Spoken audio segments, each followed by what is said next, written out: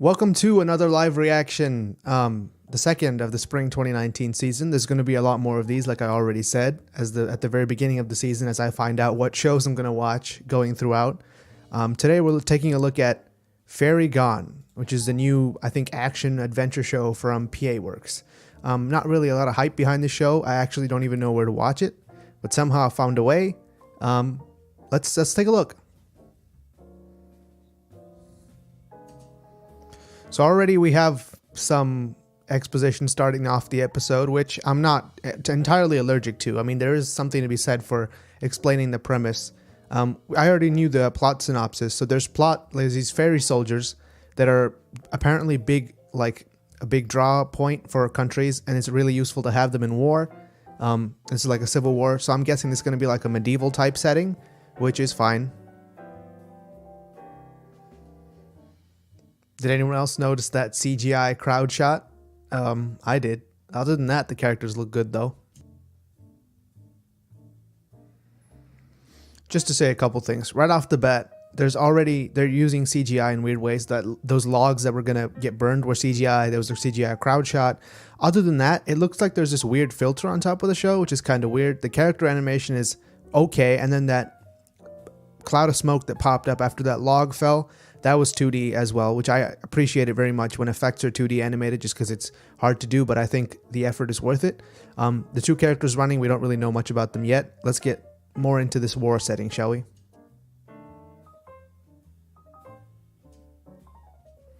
Here we get into the first plot point. So really this show is about fairy soldiers coming back after the war is over. And I think that's more interesting. It looks like at least these two are going to be a few of our main characters.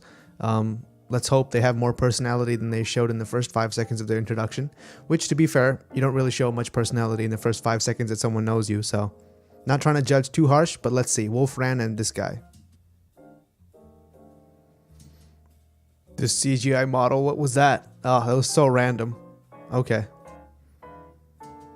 This 3D wolf knocking away these 3D soldiers is somewhat sketchy. Good thing it's in the OP and not in the episode. The main characters at least look pretty distinct and cool, and I like the setting and like the kind of steampunk aesthetic. It's pretty cool. So right off the bat, this series already reminds me of Aka 13. That was a kind of different art style show about a guy who had to go around trying to find this conspiracy. And nothing really conspiracy about this so far, but just the art style and the kind of setting and the time of where it takes place really reminds me of that show, and the kind of uniforms and everything else, which I really like that show, so we'll see what happens to this show. And also the music is pretty cool. The music has been consistently good this season. I don't know why. I'm going to assume she's our main character.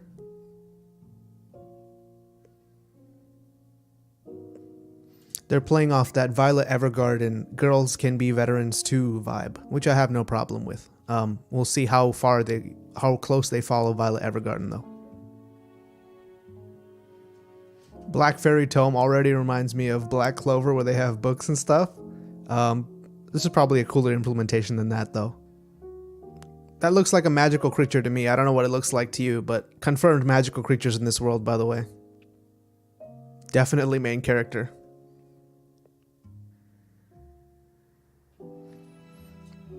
Not to mention that dog is really cute, but are you just allowed to have a hunting rifle just walking around? Because it doesn't seem like anyone else is carrying any weapons.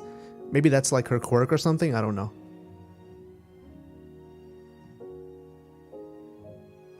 So there's science and magic. Science and magic are always a good combo.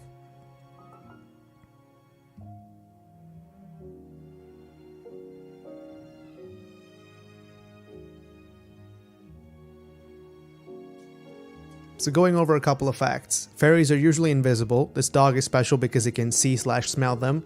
When you put them in a bottle, you can see them. This guy clearly does not like fairies. We'll find out why at some point, I guess. We saw him earlier in the war, I'm guessing at some point. I just wasn't paying that much attention, but I'm going to guess he doesn't like fairies because of something to do with war. Okay, let's keep going. Run, blue dog, run for your life. Could this be the inciting incident? Oh, nasty deaths. Weirdly, even though this is marketed as more of an adult show than the other show that I reacted to, it seems like they were more willing to go edgy, bloody than this. This guy just died with black blood. In the other show, they showed like a full family getting massacred. What was it? What was it called? Kimetsu no Yaiba. Yeah, that's what it's called. Oh, so she's a fairy soldier. She has a fairy inside her that allows her to summon something. That was in the synopsis, so I'm not spoiling anything. So it's the fairy that goes inside people and kills them. Okay. Is it just me that thinks that them being scared of fairies is kind of funny? Because fairies are not something you're usually scared of. This looks like a demon to me more than a fairy. Oh, okay. Now I get it. He looks somewhat 3D here too, but that monster is clearly 3D animated, so that's why they're using it. I guess it has a lot of detail and it's hard to draw it moving very quickly. So this girl was looking for this one, and she knows who she is, and she's some kind of like fairy assassin. Whoa, I don't know what that means. Oh, they're the two girls from the initial. They were running together. I guess they got split up in the war. Oh, he's a fairy soldier too. Who saw that coming? They have the same like effects when they release them too. This is weirdly like Digimon. There's one series of Digimon where they have like the Digimon inside them and then they transform together. This is kind of like that. Everyone just has their own monster that they call upon. I will say I like the Wolfman way more than the floaty ghost thing though. And we've switched from instrumentals to like more edgy rock music. This run animation. Let's just watch this run animation for 2 seconds. Wow. What a run animation. Okay. I'm going to stop picking on this show now. Are they sisters or just friends? Were we told that? I'm going to assume sisters unless we're told otherwise. These people are just shooting into a crowd with no thought of what if they hit anybody. Oh, at least he realizes what they're doing. Don't shoot the fairy bottles.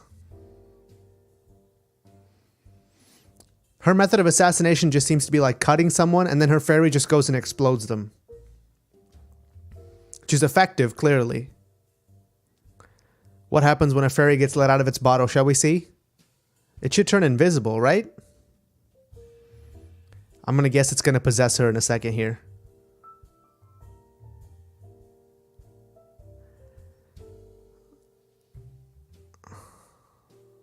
Oh no, it got into her Kokoro, dude. What you gonna do now? If it's that easy to get possessed by a fairy, shouldn't like most of the country be possessed by fairies by now? So it looks like they burned down the forest that they lived by. Which is sad, obviously. So she's on like a quest for revenge against that one guy, I guess. And she just left this girl in the woods with fire all around her? We didn't get a good look at her fairy guardian. Would have liked to seen that. Ooh. Is it in the dog? Is it in her or is it in the dog? Go Wolfman. He's wearing pointy Aladdin shoes. I'm just saying. He has a belt of eyeballs. This guy's serious. So it seems like people get their hands on fairies to put them inside people? Or is it special that she got this fairy inside her just by touching it? Because normally they said people can't see fairies. So all those fairies and bottles that were on auction there, were they going to be made into soldiers or are they going to be used for some other purpose? No, we'll find out. I would agree, she killed a bunch of people. Oh, her fairy's cracking. That can't be a good thing. Yo, this is sick. So, on one hand we have this lady who has like a literal like a Digimon behind her, and this dude has a wolf guy with pointy Aladdin shoes and an eyeball belt, and then this girl just shows up with a hunting rifle. This is amazing. This is like what if somebody shot a superhero or something. This is like that. Don't move or I'll shoot you. Wait, so the soldiers that came back all went to work for the mafia? This like went surprisingly deep all of a sudden. Interrupt an emotional moment with a giant wolf man. Let's go. Hers looks the coolest out of all the Digimon so far. Lava hands. Ooh. Wait, weren't they both present when that fairy went inside this girl? Couldn't they have seen that? They're both gone again. Just like when they left her in the theater. And before, when she got left in the forest. She's just a serial abandonee. Why did he tell her that? So he's a cop. He's a copper.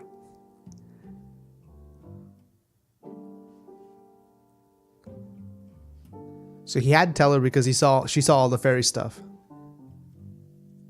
So it's okay if you're working for the government and the mafia doesn't care. But if you're just a civilian, you're screwed. What a name, bro. What a name.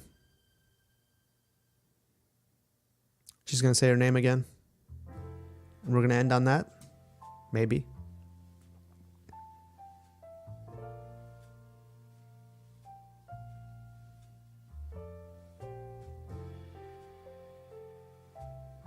Well, it's good that we're establishing stakes and what she wants to do for the rest of the show. That's good. Okay, that was the first episode of Fairy Gone. This is kind of a weird take for PA Works, because I don't know what they're trying to, or what niche they're trying to target with this show, because it is an original. It is an anime original. It's not based on anything else. And it does seem to be fairly popular already. I'm guessing just because of the studio that it's coming from and just kind of the plain concept of it. Just talking about the world itself, it seems like we're going for this like early 1900s with technology, but with the existence of fairies in the world, and it takes place like after a great war, so you could think of it like a post-World War type thing. And after I read the synopsis, I initially thought it was going to be about like veterans finding their place in the world, which I was super excited for. I love the kind of emotional, like resonant stuff. But it seems like from the first episode, it's going to be more of an action series, which I'm fine with either way. Action or not, as long as it's done well, I'll appreciate it.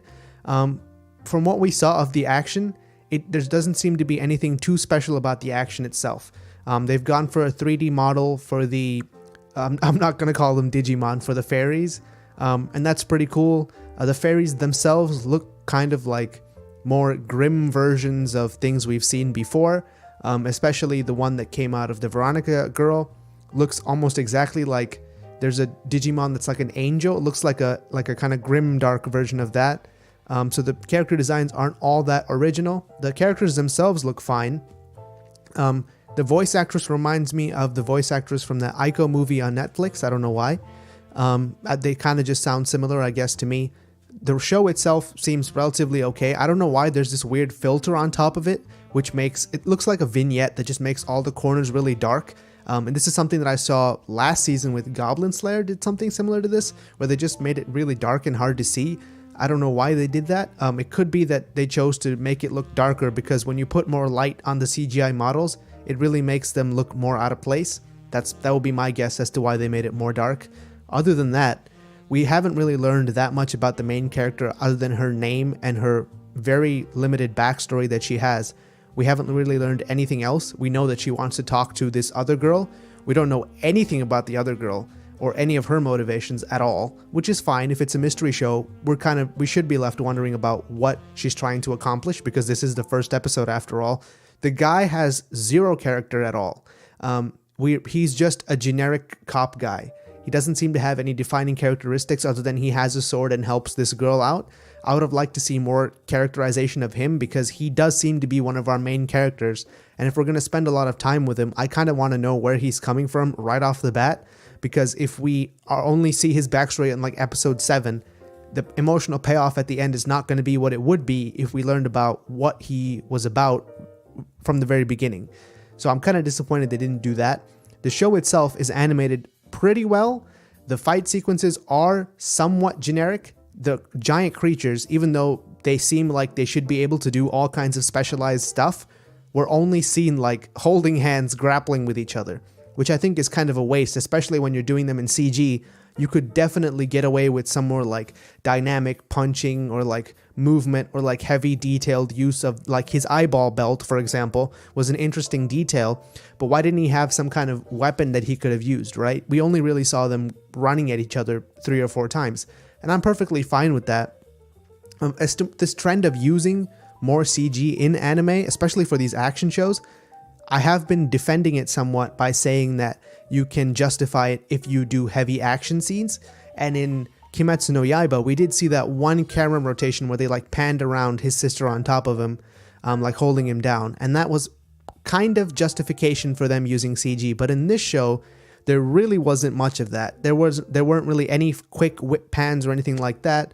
There wasn't any camera moving up and around the character that we would expect to see if there's more heavy use of that like dynamic perspective which the CGI gives you, which they're not really utilizing. A lot of the action was like from static shots, and they were just talking at each other, and them interrupting an emotional moment with an action scene is kind of par for the course for action shows these days. It's like whenever there's something emotional about to happen, you interrupt it with an action scene so you can pay it off later. That seems to be the way that everything is going, and I'm more or less okay with that. I don't think that's a like death toll or death knell right there, but I do think it's reminiscent more of what the show is trying to go towards.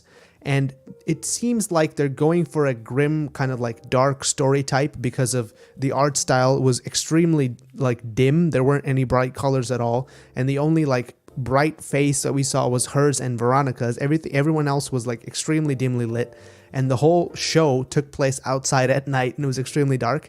So I'm going to guess they're going for more of a dark aesthetic, but they didn't really show any blood or any kind of gore or make us feel like these fairies can really do some damage when they attack people. The fairy just went into somebody's wound and then that person just exploded, and the death wasn't like horrific enough because we weren't invested in that character at all. We didn't know who it was that died, but we weren't really invested in who that or what the kind of death was to show us that this fairy really is dangerous. The fairy that she got looks almost exactly like the same Digimon that I mentioned before, with like a bunch of cloth flying in the wind. And when the cloth flies in the wind, it's really easy to tell that it's CGI. I don't have any problem with CGI.